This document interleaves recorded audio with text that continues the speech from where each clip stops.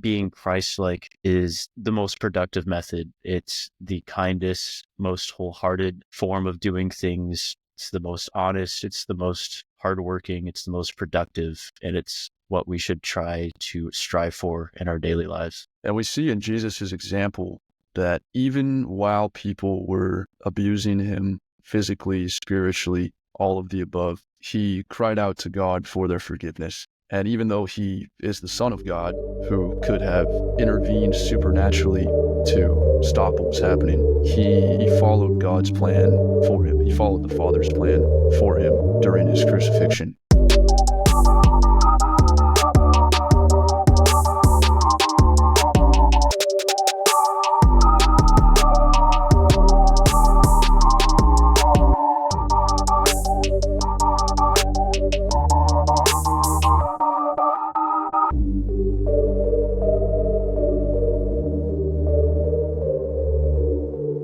Welcome to the Masculine Spirit Podcast, where we discuss masculine development, spirituality, and potential from a Christian perspective. I'm Robert Krause, and I'm joined by my lovely co-host, Noah Bills. Today, we will be continuing the Virtues and Vices series, where we discuss a virtue and its corresponding vice. Today's discussion is going to be centered around the dichotomy of perseverance and sloth is what I matched it with. So, sloth is a fun word. Makes you think of the slow little animal that hangs around on trees, but it's also one of the 7 deadly sins. And we're going to be getting into that a little bit today. So I'm very excited to start this one off.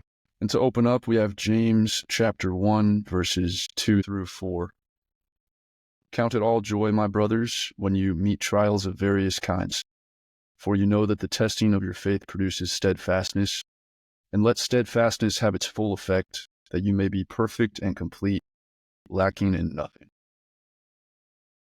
So, what's kind of jumping out to you about that verse, Noah?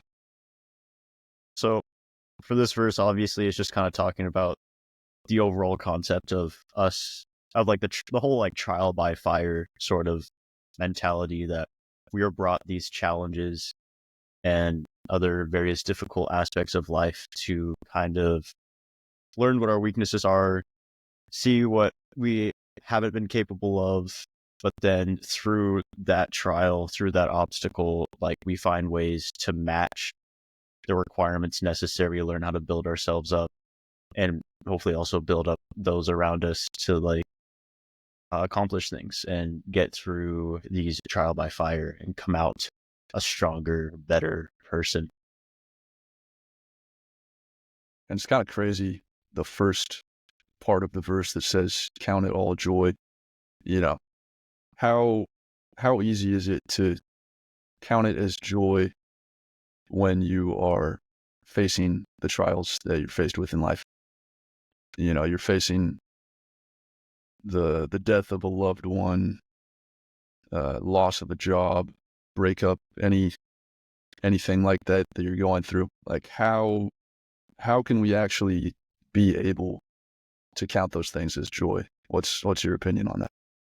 Exactly. I mean, like you said before, it's really difficult to count some of those things, especially when you're in the context of suffering, in the context of the loss of a loved one, really just kind of loss of anything and everything.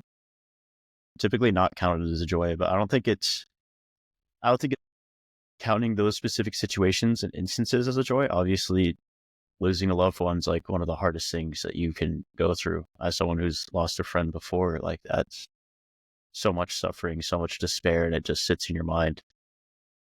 It's not about just having some miraculous joy like out of that, because there really isn't, but it's about kind of counting what you had before, realizing that these instances are kind of normal in a sense. Death is a part of life. Loss is a part of life. It's something we go through and will ultimately, we will die ourselves. I think it's more about taking what you can learn from it, keeping the memories of the people that you've had, knowing that you've learned new skills and new talents through whatever job you had before and counting it in your experience on a resume.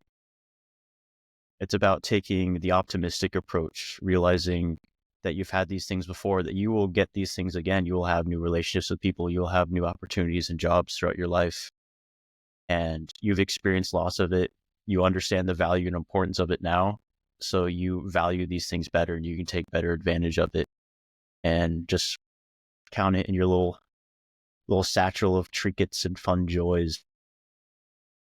It's the growth and development past it, not the pain of suffering through it. And the joy that we're taught to embrace in this verse and many other places in the Bible is not some kind of temporary happiness that comes and goes.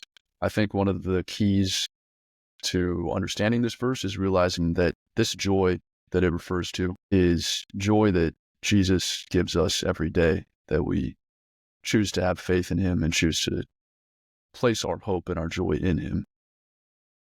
Because that kind of joy doesn't go away depending, it's not dependent on the trials that we face. It's something that we choose to have faith in rather than something that's left up to the winds of change. Something we always inherently have, though it is difficult to live in that joy all the time, especially once bad things have recently happened. And I don't think it's always about having joy. We have that joy all the time, but it's also okay to just kind of, there is suffering for a reason. I think it is placed upon us and we do have to sit and battle with it. But that is the trial that we ultimately become stronger because of. It's the thing that hones our skills and our mental ability, gives us better perceptions. Ultimately, we just get stronger coming out of it. And we can still hold the little joys that were given to us and that we always have through Christ as well through it. Yeah, and another aspect, another kind of trial that this verse can help us with as well is more of the persecution, persecution as a Christian kind of trials, which I hesitate to even say that we experience persecution being in a Western society and having the many privileges that you and I have. But we're not facing people making death threats against us. We're not facing having our religious freedoms taken away, having Bibles taken away, that kind of stuff. But as Christians, we do face other kinds of persecution, even in Western society. Things like, just judgment from people who maybe are not super fond of Christians. Could be just the way that people treat you. Maybe people don't take you seriously because they think all Christians are stupid and they believe in a sky daddy up in the sky and they can't fathom anything that's logical. There's things like that we face, but this verse is telling us that we are to endure those things with our joy placed in God, knowing that He will bring us the reward that is at the end. I'm very much glad that we're not facing the same persecutions that we were thousands of years ago. I don't want to be stoned in a pit for believing in Christ. Like you said, there are still new modern trials associated with it. There will always be people who, just in any instance, even outside of Christianity, just people who think different from you will always, in some form, try to persecute you, try to convince you that what you think is wrong, that you're stupid, your ideals aren't correct. And that's fine. That happens. Disagreement is fine.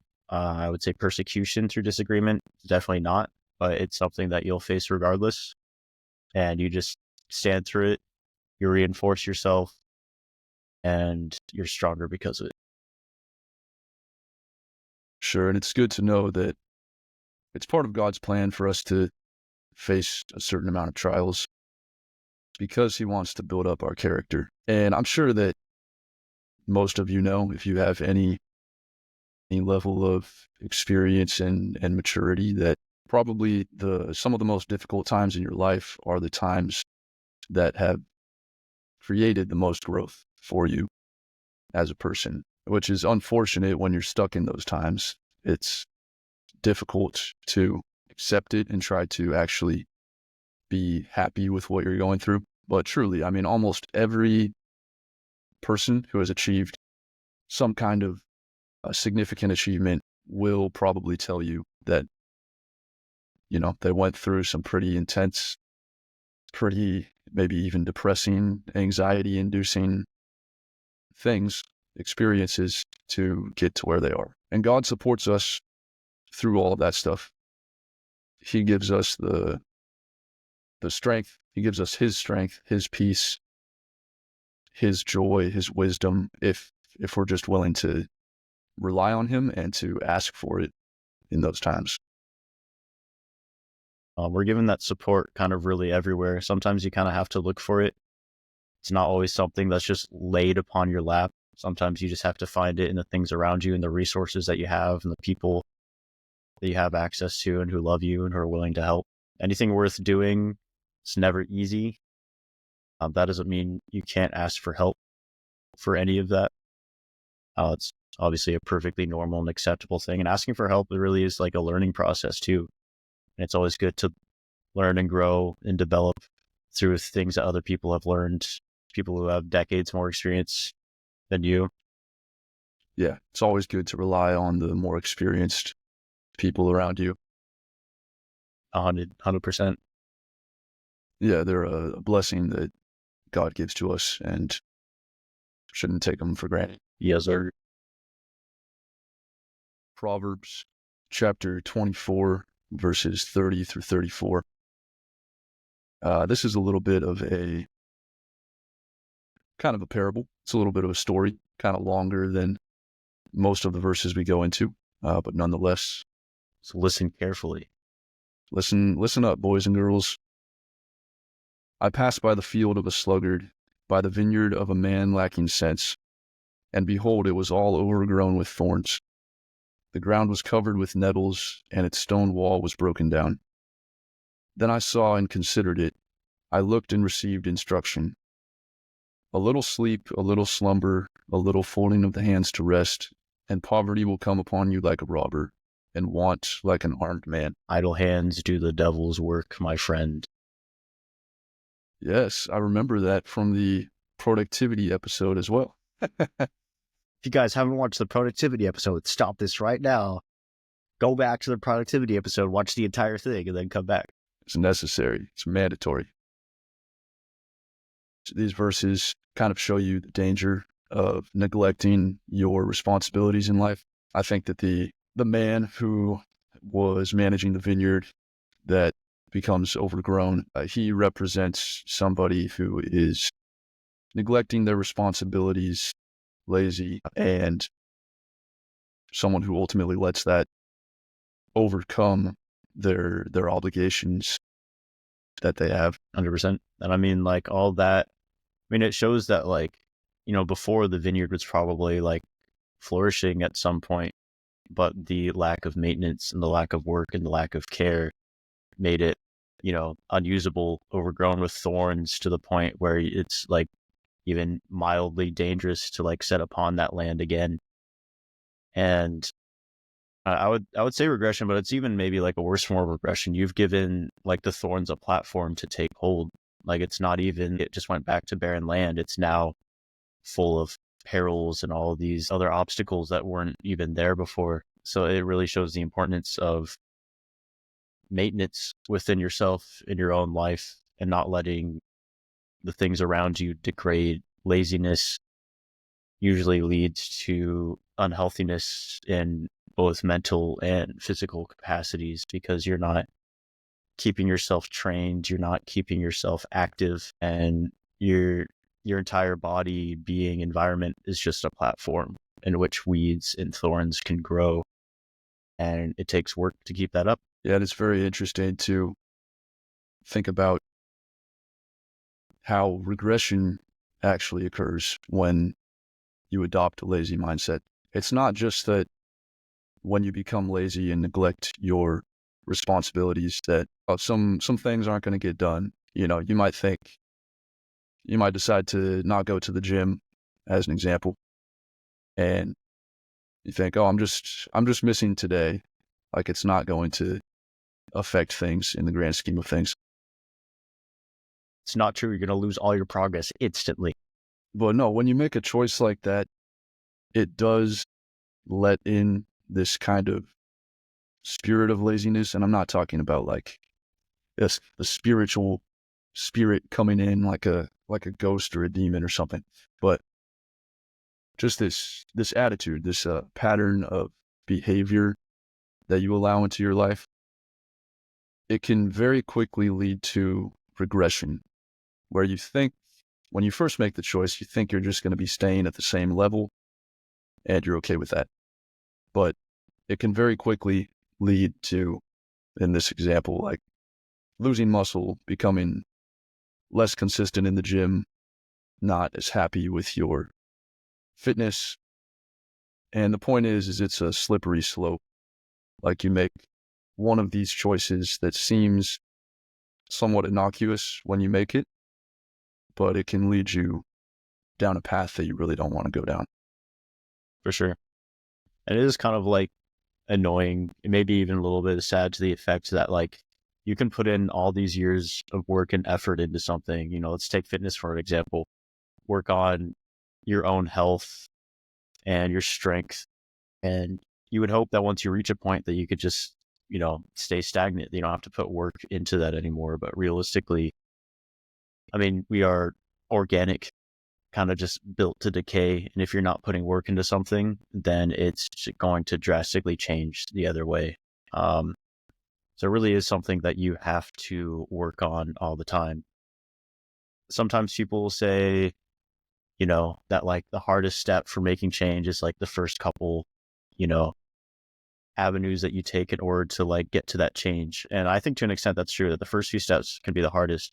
But sometimes I think the hardest thing, especially for me, is just doing it every day. Like, you have to make these conscious decisions to work on these things daily. You let fruit out on the counter, it's gonna spoil eventually if you don't do something with it. You have to put work into these aspects of your life consistently in order to maintain something. Sometimes, like, maybe not even improvement, maybe you're just aiming for something to stay stagnant, and I think that's okay too. Just to like maintain is really important as well. But laziness is definitely something that can get in the way and prevent you from that maintenance and just ultimately drag you down. Not to say that there aren't periods of time where you can allow yourself to be lazy. Obviously we need time to just kind of feed and pamper ourselves to an extent. Like, we can't just be working, grinding all the time. That's not healthy either. But there are select things and choice things in life that both need and just deserve consistency. Like, you deserve consistency in your life, but you're the one that has to bring it into fruition. And a lot of it comes down to an identity change from my perspective. You can try to discipline yourself into doing these things, changing these habits that you want to see, whether it's going to the gym or reading your Bible more, sticking to a diet, whatever it happens to be. You can try to just use discipline to force yourself to be consistent with these things. But if you can actually change your identity to identify with like, no, I'm the type of person who goes to the gym consistently. I am that type of person. I'm the type of person who doesn't eat exclusively junk food. I enjoy eating a little bit of whole foods every once in a while. Or if you're pursuing some kind of career, some kind of educational achievement, I'm the type of person who shows up to class on time. I'm the type of person who completes his assignments on time and well. When you can make yourself identify with those things, it's much more powerful than discipline, much more powerful than trying to just wrangle your willpower to do what you know is best, but you don't really feel is like what you want to do in the moment. Because when you attach your identity to it, that's going to get your emotions involved. Because if you go against what your identity is, you're going to be like, oh, this is not who I am. This is kind of getting back to what we talked about in the previous episode about contradicting yourself. You want to identify so much with the person that you want to be in the future that it would actually be a contradiction. It would feel like a contradiction for you to do anything else. I agree. Like it's like a nature thing. Once you make it your nature, it's just who you are. It's just what you do. It's not really a challenge. There are like smaller challenges within the daily things that we do, but for some of us, going back to the gym example, getting to the gym, it's difficult. Like it's like, oh, I'm not a gym goer. How do I fit in a place like that? What do I even do once I'm there? Yada, yada, yada. But once you kind of build up that identity for yourself and it becomes your nature, then it's just what you do. It's just like, oh, after work, I'm going to the gym because it's what I do. It's who I am. Getting to that point is difficult, and it definitely takes time to build up. It's not something, you don't change your nature overnight.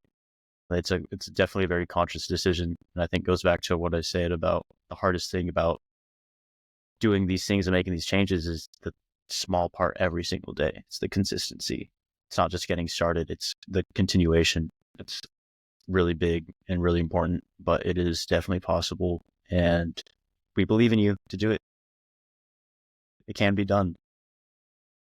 Yeah, and you'll find that when you start to embrace those things as part of your identity and you keep doing them more consistently, it's going to become easier.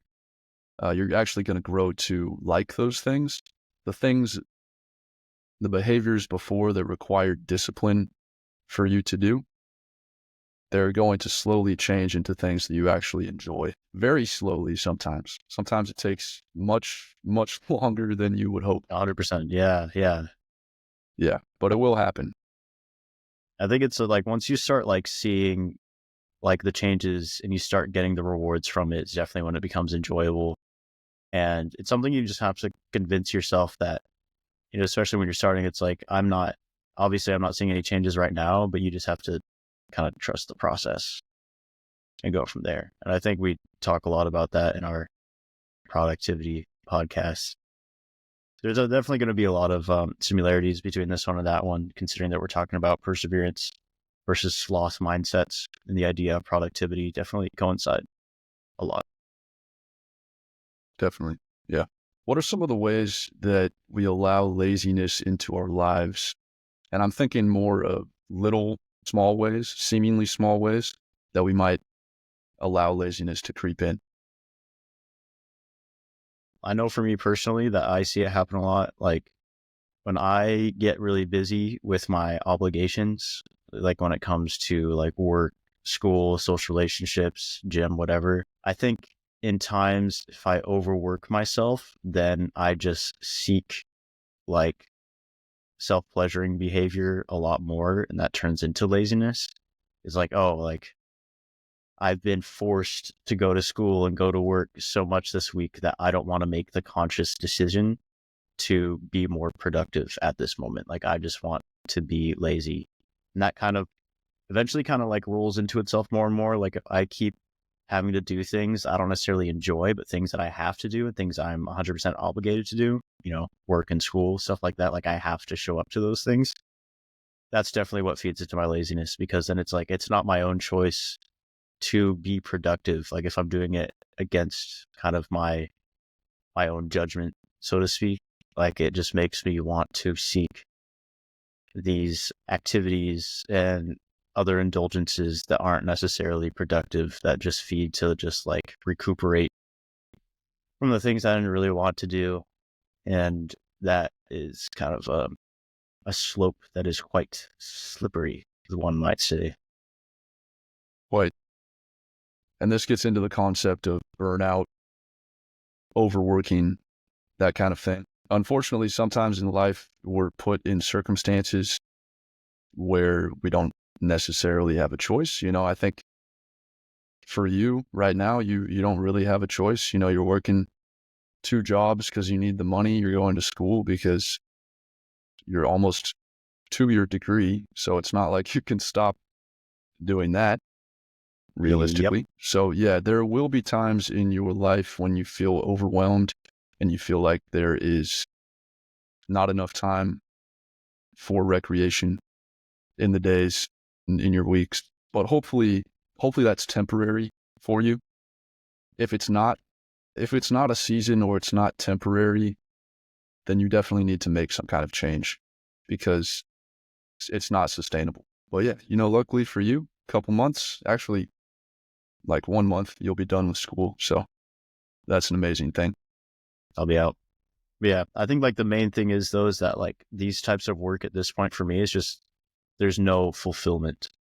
And since I'm just becoming exhausted through these things and there's no fulfillment, then I have no drive to pursue other acts of perseverance.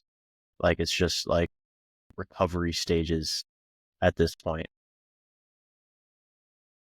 Sure, if you're not feeling fulfilled in the work that you're doing, then there's not going to be much of a motivation for you to avoid laziness or to go the extra mile.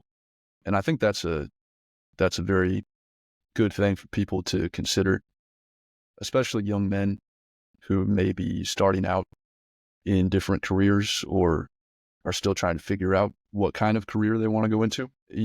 Yes, you can work a job that is simply there just to pay you money and you're not very passionate about it. But I personally don't think that that is sustainable. I think that even if it's not your dream job, you have to have some kind of like spiritual connection to the work that you're doing, some kind of love for even just one aspect of the job that you're doing in order for it to be truly sustainable. So what I am saying to young men in that circumstance of looking for a career is that you should try a bunch of things until you find something that you have that connection with. Or something that clicks.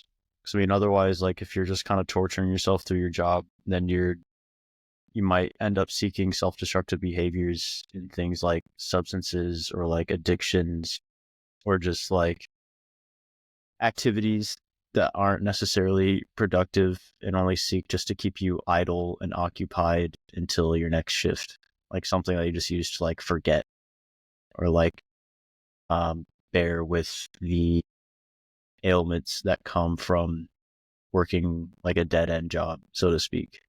Obviously, there are times in our lives where, like, I mean, as a young man myself, like I'm working jobs that ultimately probably won't get me much anywhere as they are right now, but they're just a means for getting money, and that's fine. And that's just like what you have to do sometimes. But in the long, grand scheme of things, I find myself employed in a place that's not fulfilling and it's just draining and it's damaging. Like I think it's just going to drive me to more self-destructive behaviors just to cope with it.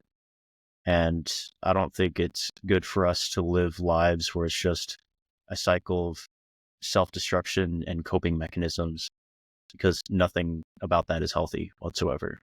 Obviously, self-fulfillment in a profession is difficult because work is work. Nobody like typically enjoys every facet of it. I don't think work is typically something that is 100% supposed to be enjoyable. If you can find a job like that that's 100% enjoyable, that's awesome. 99% of us won't find that. Like there's always things that we deal with and struggle with, but that's trial by fire. That's what needs to be done. You find some positive aspect. You find that you're gaining skills or wealth or connections out of it. And that makes it enough. And it helps you move on and grow outside of the job market. Yeah, and I think that something that you'll kind of notice the more jobs that you work and the older that you get is that most jobs that people truly find fulfillment in are doing some kind of service to people. It could be as simple as making food, making pizza. That's a service people need to eat. People like eating pizza, so you're going to give them pizza. They're going to give you money. A wonderful exchange. Could be anything in the medical field. Obviously, you're taking care of people that are sick or have injuries, that kind of thing. But I think a hugely important part of finding the career that works for you is looking at the world, being like, okay, where is there a need that I want to meet and that I can develop the skills to meet and that will be enjoyable to me? Because there's a lot of needs in the world. There's a lot of different professions that aim to meet those needs. So you just have to kind of figure out where you fit in. See a need, fill a need. It's from Robots.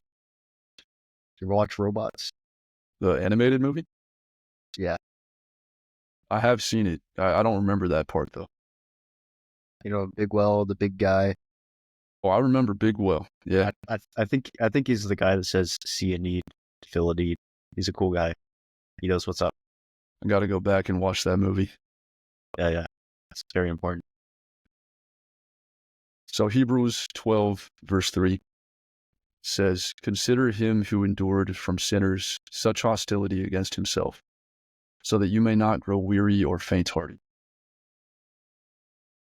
So this is just giving us the example of Jesus as somebody who endured intense suffering for the sake of others, which is ultimately what we're called to do as well. Hopefully it's not going to look exactly like the suffering of Jesus. That would be rather intense. I don't think we could handle that as humans, realistically. No.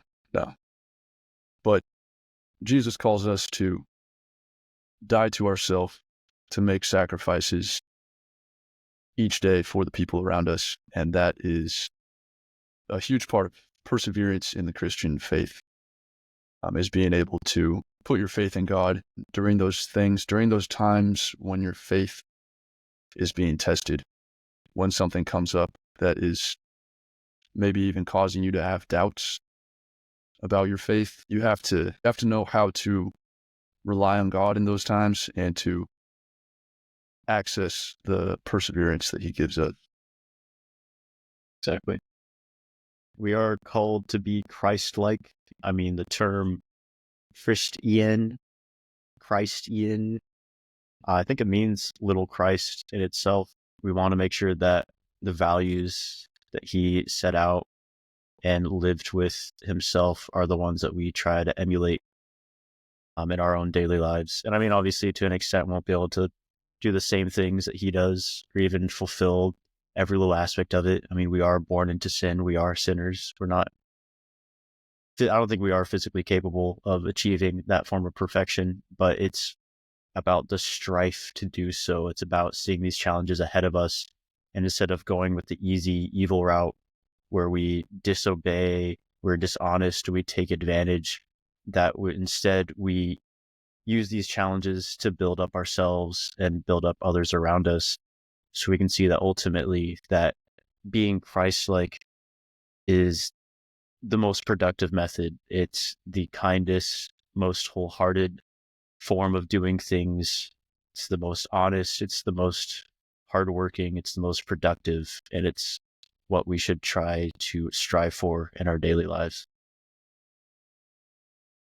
And we see in Jesus' example that even while people were abusing him physically, spiritually, all of the above, he cried out to God for their forgiveness. And even though he is the Son of God, who could have intervened supernaturally to stop what was happening, he followed God's plan for him. He followed the Father's plan for him during his crucifixion. And that's such an extreme example of forgiveness and selflessness and sacrifice.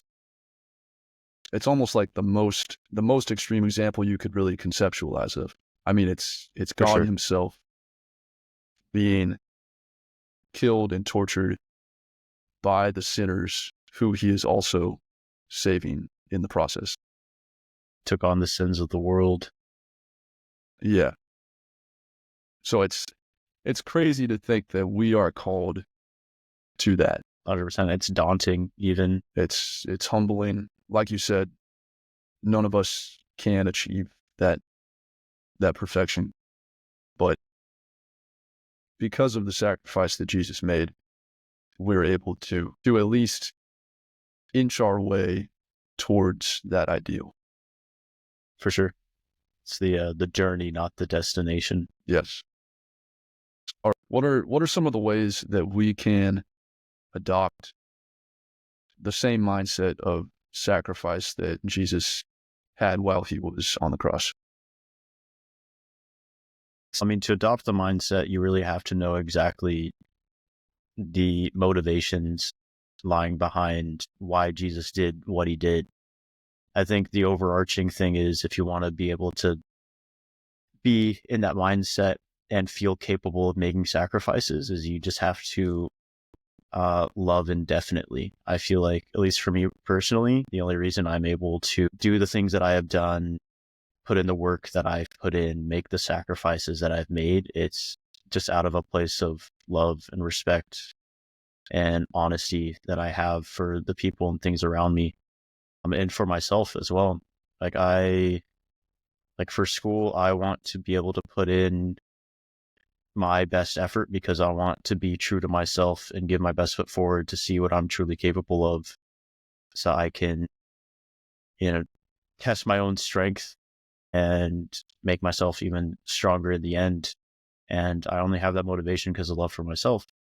And when it comes to my relationships, I have to take the time to be patient and understanding with the people around me to truly realize, the error of my own actions, or maybe even the error of others, but don't attack them because of it, but approach it as, okay, well, there's an understanding that I have done A, B, and C wrong. I believe that you maybe have handled these other things in a fashion that's not the most correct, but I want to be able to meet in the middle, atone for the things that I've done wrong, and at the same time help correct the errors of others, that we can have a better connection. You have to sort of make those sacrifices in the first place. For me, it comes out of a place of love. Love is arguably the central theme of the Bible. I agree, 100%. And a little spoiler for those of you who are going to be watching this entire series, the last episode is on love. So be looking forward to that. I'm looking forward to it. Galatians chapter 6, verse 9. And let us not grow weary of doing good, for in due season we will reap if we do not give up. You keep working, you get paid. Amen, brother. That paycheck comes in bi-weekly. It's nice. Just nice. If only we had a spiritual paycheck that came in bi-weekly. You feel it, but you don't see it. Sometimes we'd like to see it, though. Sure. I mean, I feel like this verse is pretty self-explanatory. It's the whole, you reap what you sow.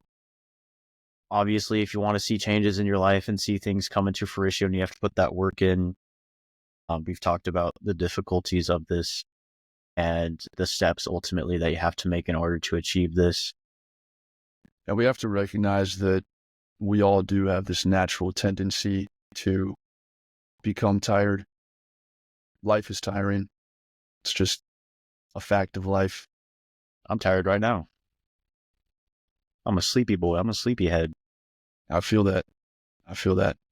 We have to work. It's not really a choice. Some people have a choice. Some people are incredibly blessed financially, or, they're just in very extreme circumstances.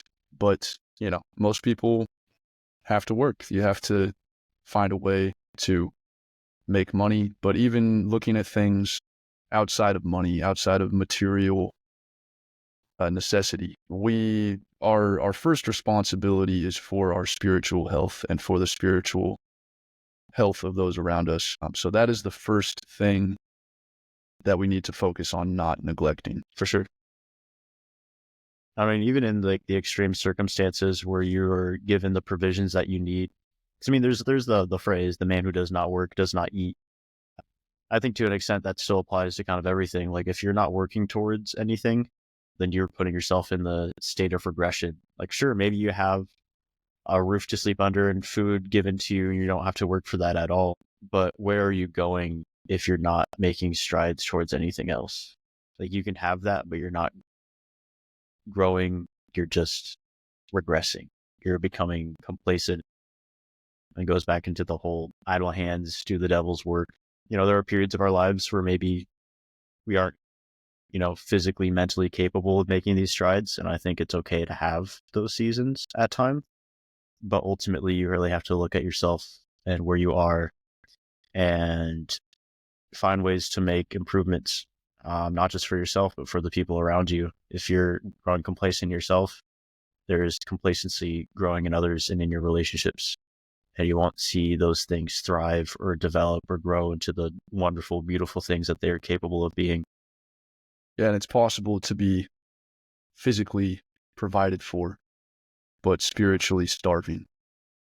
Spiritually and mentally, for sure. Yeah, and I think, I know that I've definitely been there before, but I think a lot of people have been in that place where you feel hopeless, you feel like you don't have a clear direction in life. You're not really even sure if your relationships with others are solid, if they're true. It's a very scary place to be. It's a very lonely place to be. But I think if we're honest, we can see the role that laziness plays in bringing us to that place. We have this whole narrative nowadays that depression is simply an illness that just needs to be treated, like medically. But in my experience, depression was my soul, like not knowing what its purpose was, not knowing where it's going. And I think there are many non-pharmacological changes that you can make in your life that will lead you out of that. It's easier said than done, but start with the basics. Start with physical fitness, nutrition, and try and figure out what your calling in life is. That'll lead you in the right direction. Physical and mental and spiritual health all kind of tie into each other. If you're physically deprived, it's really hard to be mentally sound. I feel like when I was younger and I was really physically unwell and unhealthy, that was when my mental state was also at its worst. Once I recognized that I needed to and I could realistically make small improvements over time to my physical health, mentally, I've just been way better. I think mentally, I'm in one of like the best places I've ever been in my life. Obviously, there's still bad seasons. Like I still have seasonal depression every now and then, where it does get harder to get up in the morning and find motivation doing the small things. But you don't beat yourself up for it. You like understand that these things are seasonal and that you just wait for better times and better opportunities to start working for yourself and others again. And from there, everything just lifts up. I've seen it time and time again. It's proven by many people. You ask anybody who's successful and productive, and it's all just about making those small steps. And we have to be honest about the fact that you can't really compartmentalize the different aspects of life into little boxes that are on their own. Some people try to have their spirituality over here, their physical wellness here, their mental health here, their finances somewhere else, But really, it's all together. It's all one life. And each of those things is related to the next one. Very true. Yeah. So the point is, rely on God in all of those aspects and don't let yourself fall into complacency as well. Learn and develop the skills necessary to just take care of yourself in the small ways. They will impact you a lot more than you think. Yeah, what are some of the ways that you think we can rely on God during our most difficult times? I think a big thing is taking advantage of the things that God's given us that may or may not be like super clear in the moment. I think for me, one of the biggest things is my social support from the people around me. I feel as if God has placed people in my life at certain times for specific reasons. And I allow myself to reach out and I make these connections with these people, and it drastically improves my situation in that period of time, whether it be, the people I'm going to classes with, the people I work with at certain jobs, and also just like the long-term, friends and family that I have. You have to really look for, the open doors that God has set out for you, because obviously He wants you to go through those. And on top of just like, normal kind of Christian things, praying regularly and reading the Bible and getting a better understanding of, in general, what He values and He wants from us also definitely helps. One of the dangers of going through suffering that is intense is that it can blind you to the resources that God has already provided you with. So you can have supportive people around you. You can have a community, you have your Bible, all of these things. But it's easy to become blinded because of the stress of life, because you are so anxious that you don't want to even interact with people. I've been there before. So yeah, I think the first step in getting to a place where you're ready to access those resources is humility, realizing that you're not enough on your own. God is enough, and God will provide you with what you need in that circumstance. I agree, preaching to the choir, brother. Thank you all for joining us. Please send us your thoughts, suggestions, and criticisms at masculinespiritpodcast@gmail.com. We look forward to continuing this journey together, and have a blessed day. Finding strength in submission, that's the mission. Breaking chains of tradition, new position. Walking in His vision, divine commission. This is masculine spirit, listen. Started as a boy with a heart full of questions, seeking validation through worldly possessions, learning wrong lessons about masculine expression. Depression hit heavy with painful suggestions that I wasn't worthy, wasn't making impressions, till I found His message and started progressing. Through every blessing and every testing, now I'm addressing the lies I was festering. Stand up, warrior, it's time to rise. Let His light shine through your eyes. Every battle makes you rise. This is where your spirit flies. Yeah, this is where your spirit flies. See, the thing about manhood, it isn't in muscles, though I built them daily through physical struggles, deeper than hustles and temporary puzzles. Spirit was muzzled till Christ came to shuffle my priorities, showing me purpose is foundational, rational, factual, but still inspirational, national, global, yet still congregational, building generational wisdom, that's operational. Finding strength in submission, that's the mission. Breaking chains of tradition, new position. Walking in His vision, divine commission. This is masculine spirit, listen. Biblical principles, giving me clarity. Carrying wisdom through all this disparity. Apparently strength isn't measured in scarcity. Rapid with charity, prayer, sincerity. Finding the warrior spirit inside of me, guided by a light that was hiding inside of me. Pride had to die for this ride to be righteous. See, Christ had to rise for this life to be bright in me. Sometimes we fall, we fall, we fall. Sometimes we crawl, we crawl, we crawl. But through it all, we hear His call, building walls, standing tall, breaking falls, breaking for our brothers, yeah. Brothers, we stronger when walking together, whether the weather is stormy or better. We measure our treasure in spiritual leather and never say never to heavenly preference. Learning to lead when we're serving the least of us, freeing the beast while releasing the priest in us, seeking increase while defeating was keeping us, chained to beliefs that are deeply deceiving us. Stand up, warrior, it's time to shine. Let your light lead down the line.